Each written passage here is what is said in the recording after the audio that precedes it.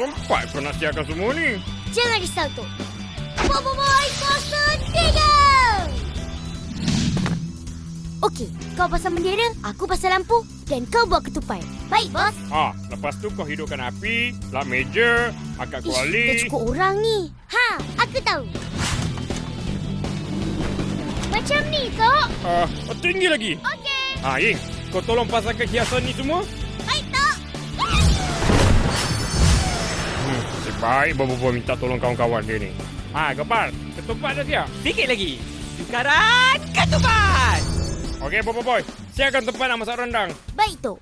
Tanah tinggi. Keris putih. Tiupan angin. Terbaik.